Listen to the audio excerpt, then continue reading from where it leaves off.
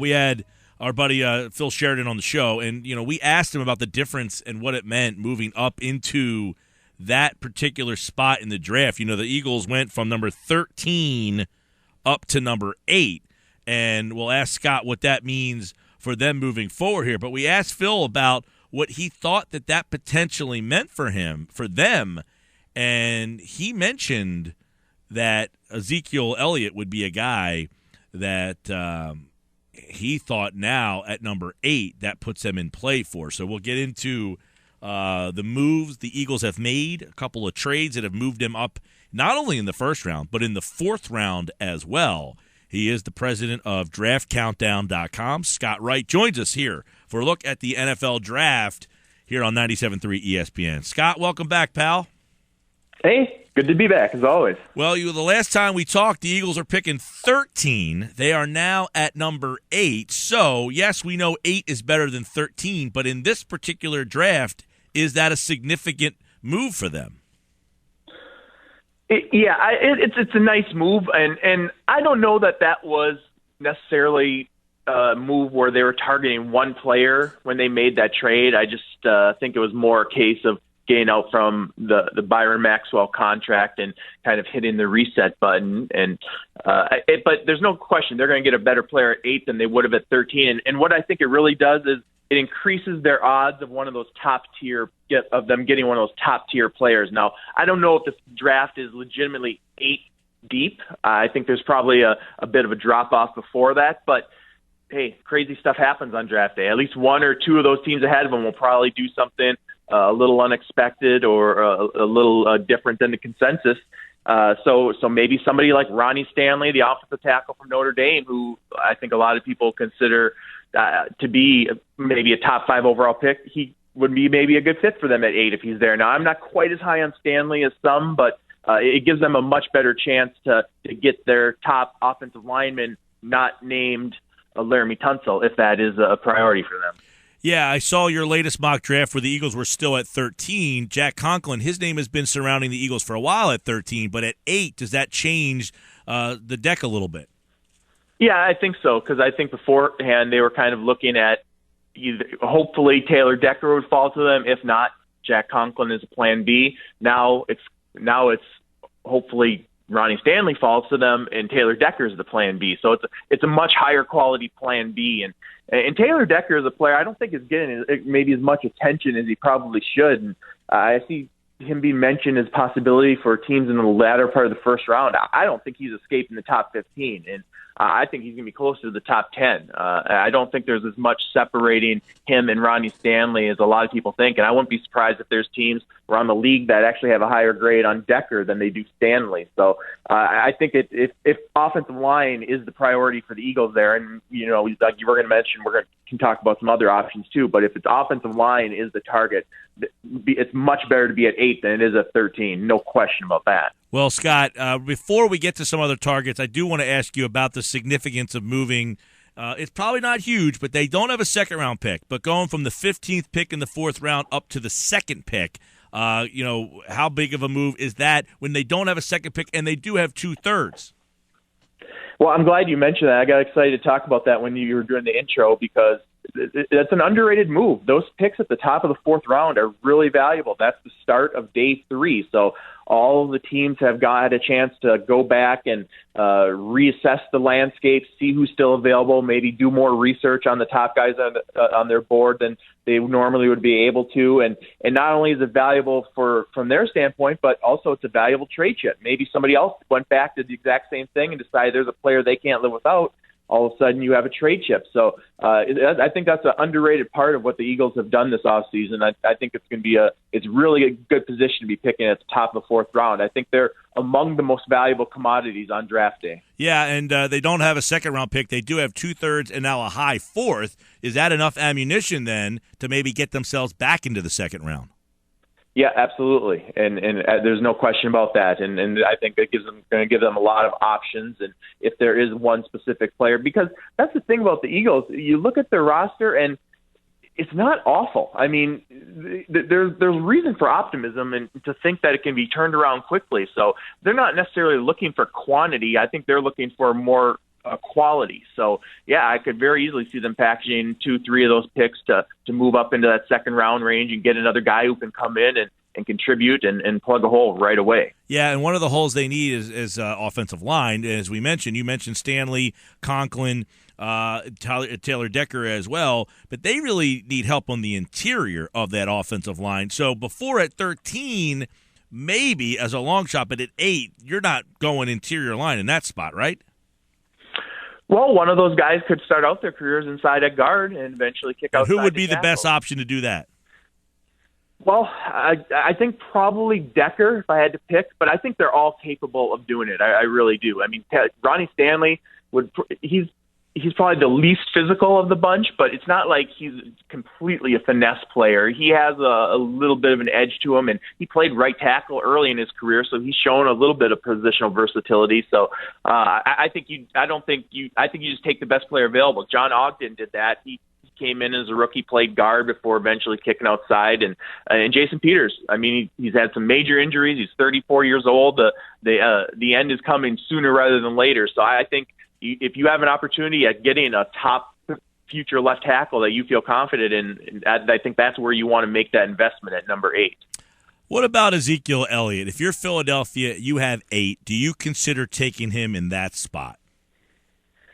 I think you can very easily make the case that Ezekiel Elliott's one of the 10 best players in this draft, but personally, I'm just of the opinion that you don't take a running back in round 1. Even if he was a Todd Gurley level talent, which I don't think he's quite on that level, I think Ezekiel Elliott is a terrific player. I think he's going to come in and be a workhorse for someone right away. He can run, he can catch, he can block. He's the total package. But you can get productive running backs. It's just not an area that I want to make that big of an investment in.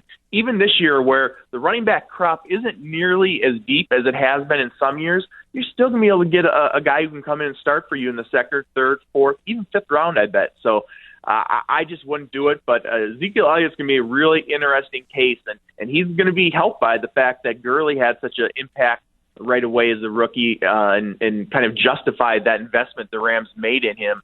But Ezekiel Elliott, he's just not quite on that level. But coaches are going to love him. I mean, he is the total package, and if he goes in the top 10, it won't surprise me at all. And I think the Giants could take him at 10. That's where I had him going in my last mock draft. But somewhere, I think probably in that back end of the top 10, early to mid-teens is where Elliott's going to come off the board, and he's probably going to have more of an impact than his draft position will indicate. I mean, he's going to be the offensive rookie of their favorite, no question, right off the bat, no matter where he's drafted.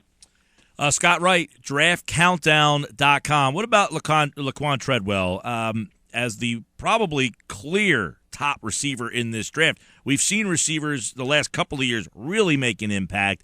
He's the top one. What about at number 8?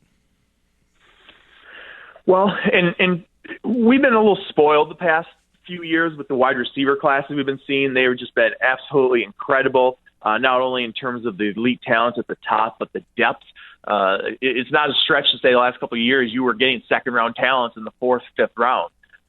This year it's not quite that, and I think Laquon Treadwell, the best comparison I can make to him for a prospect is Michael Crabtree. So, he's a notch below that Calvin Johnson and A.J. Green. He's a legitimate, I think, top 15, top 20 overall talent, but he wouldn't have been the top wide receiver in last year's draft or even the year before that, I don't think. So, but a very good player. And, of course, the big question on him is speed. He did not run at the scouting combine, so we haven't got that any more input on that quite yet. We're going to have to wait for his pro day.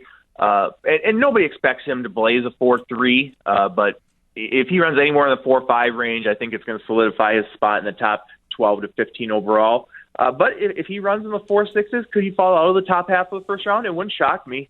He's not an elite prospect. I think the value of this draft at wide receiver is going to be between, say, 25 and 50. I think we're going to see a real run on wideouts in that range, and that's where I think you're going to get the best bang for your buck. Scott, the quarterback spot, no, they did sign Bradford. They brought Chase Daniel in. Are they still, in your mind, a candidate for a quarterback at 8? They should be, in my opinion, but I don't think they will be now. I think they've kind of made it clear that it's going to be Bradford Daniel for the time being, and I think they'll probably draft a developmental guy somewhere on day 3. And the good news is there are a number of intriguing developmental signal callers this year as opposed to last year, which was an awful year for that. So they're going to have some enticing options. But for me, when I first saw that trade, it happened before the Chase Daniel signing. So I thought, well, okay, they're targeting one of these quarterbacks. And then, of course, they signed Chase Daniel, and that kind of the writing was on the wall that wasn't going to happen. But if I were them, I would be targeting Paxton Lynch from Memphis. I'm not sure why he's not getting talked about more as a top-of-the-draft type of talent. I think he's right there with Carson Wentz as the top quarterbacks in this draft. And I think there's a bit of a drop-off to Jared Goff from Cal. But if I'm the Eagles, I would be salivating at the chance to get Paxton Lynch. And if he falls to the Los Angeles Rams at 15 or whatever it is, that's going to be the steal of the draft. I'm just a little confused by why there isn't more buzz around Paxton Lynch. To me, he really is kind of the total package. Just a little patience, maybe a year away. But other than that, he has top 5 type quarterback potential in the NFL. I truly believe that. I think safety might be out of the mix now with 2 safeties signed for Philadelphia. But what about the corner position if you're in that 8th spot? What is the cornerback position looking like this year for that area of the draft?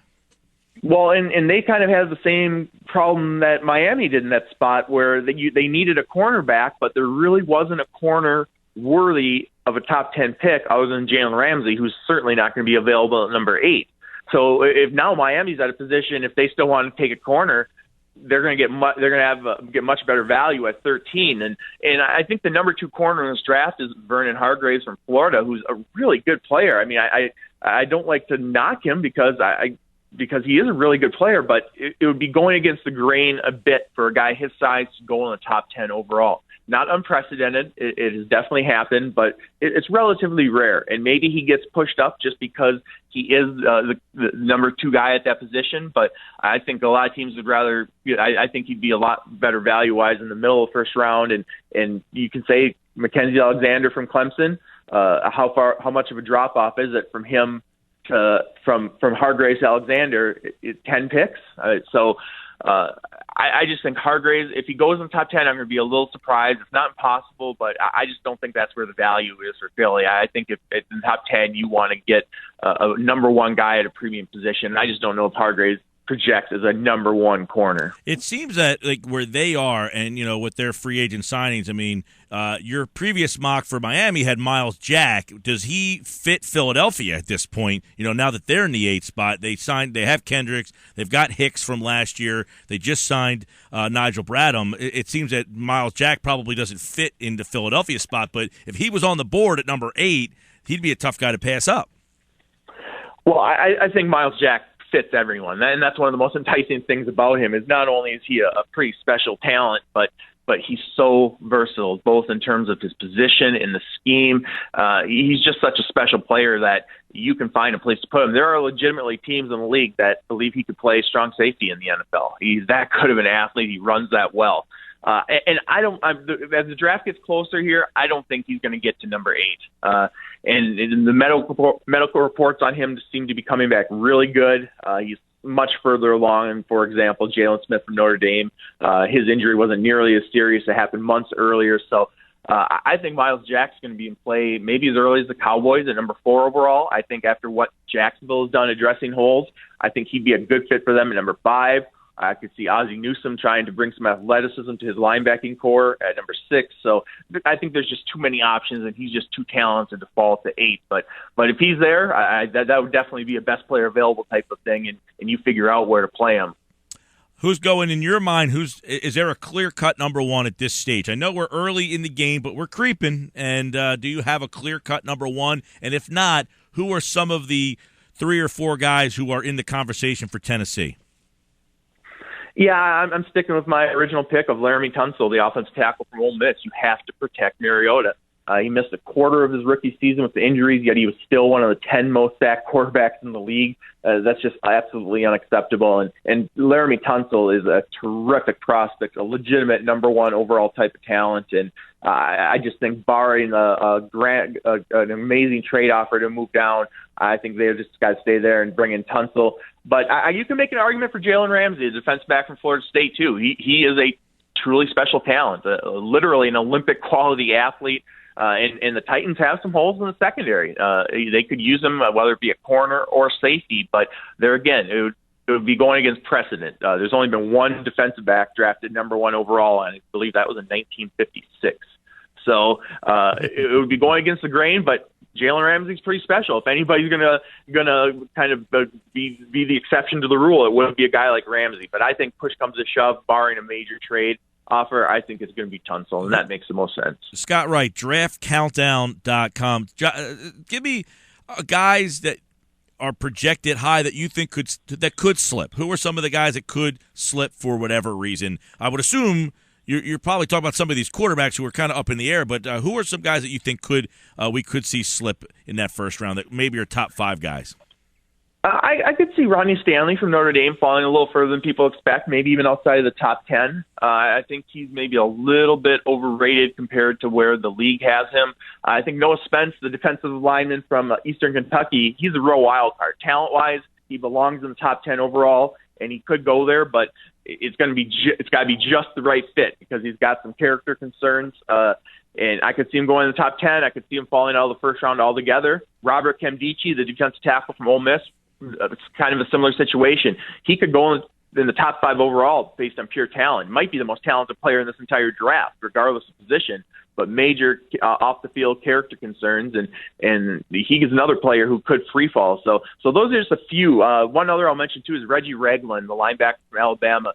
Terrific player, but just the positional value. He's an inside linebacker, and we've over the years, we tend to see inside linebackers fall a little further than they should. Now, there's exceptions, whether it be Luke Kuechly, whether it be C.J. Mosley, but they're different types of players for Ragland. I wouldn't be shocked if he's more of a late first, early second round type than a middle to early first rounder like a lot of people expect. Scott Wright, Draft Countdown. Scott, I want to ask you, as we typically do, about some of the local guys here.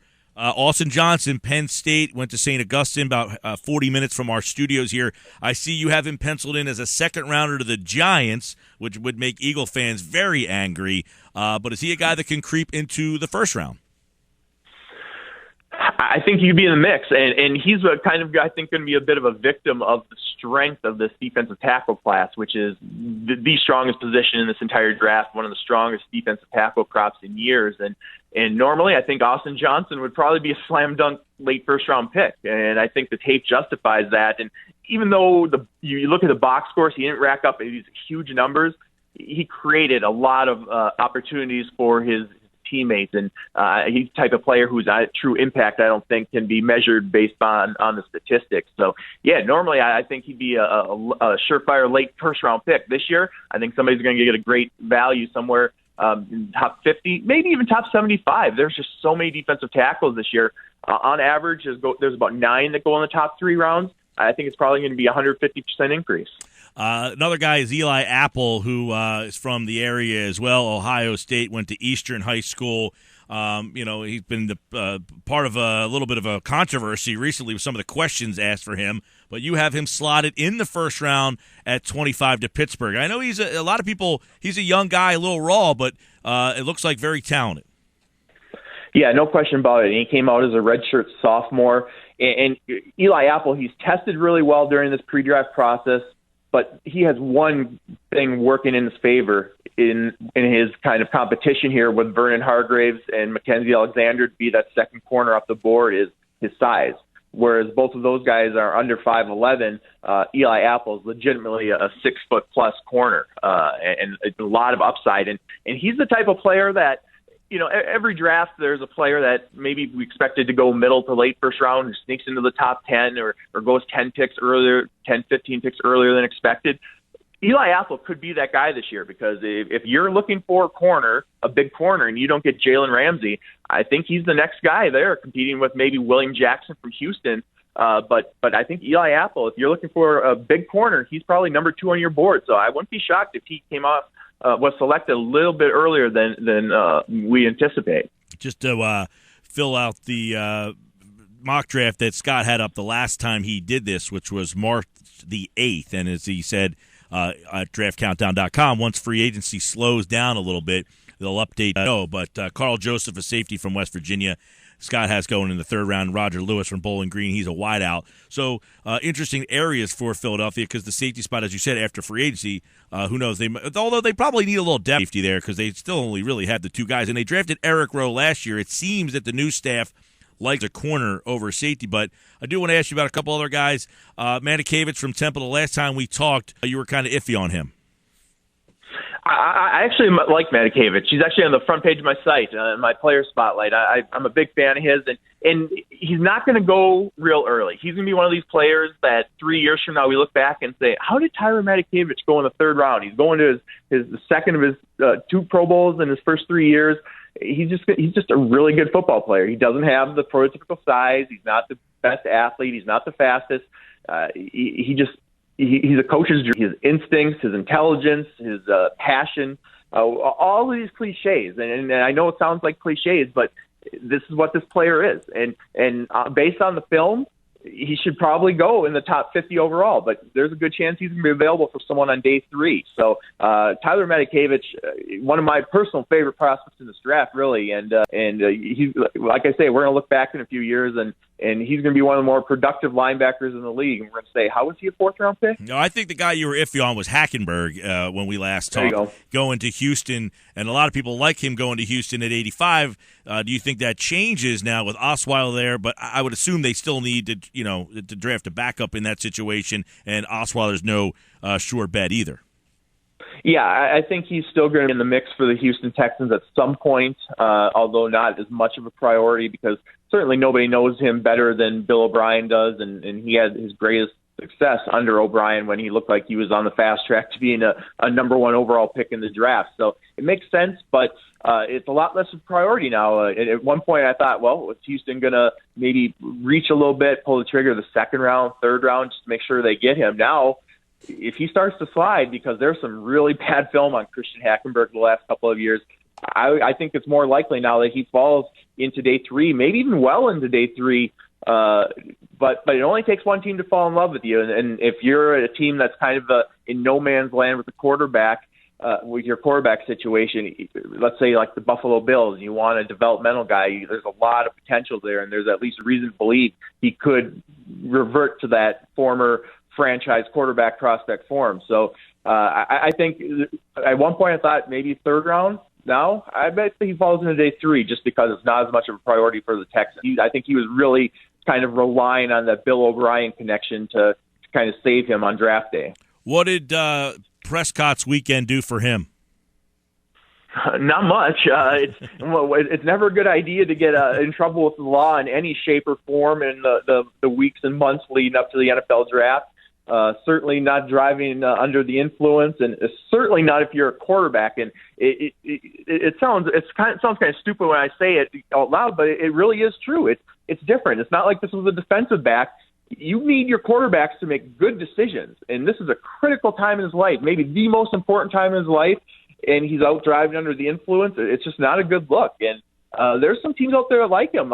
You've heard a lot of talk about the Denver Broncos, and I think they're going to bring in a legitimate starting quarterback option, but I wouldn't be surprised to see the Broncos targeting him in the draft. I actually had him going to them at the end of the 3rd round in my last mock draft, but I think it might push him into day 3 now, and he might have been there anyways, but it's never a good look, and you have to be able to trust quarterback. If you can't trust your quarterback, you can't trust anyone. He's Scott Wright, draftcountdown.com for more on the NFL draft. Of course, we will have the NFL draft for you here on 97.3 ESPN. He is at Draft Countdown on Twitter. Always a pleasure, my friend. Thank you so much. My pleasure. Anytime.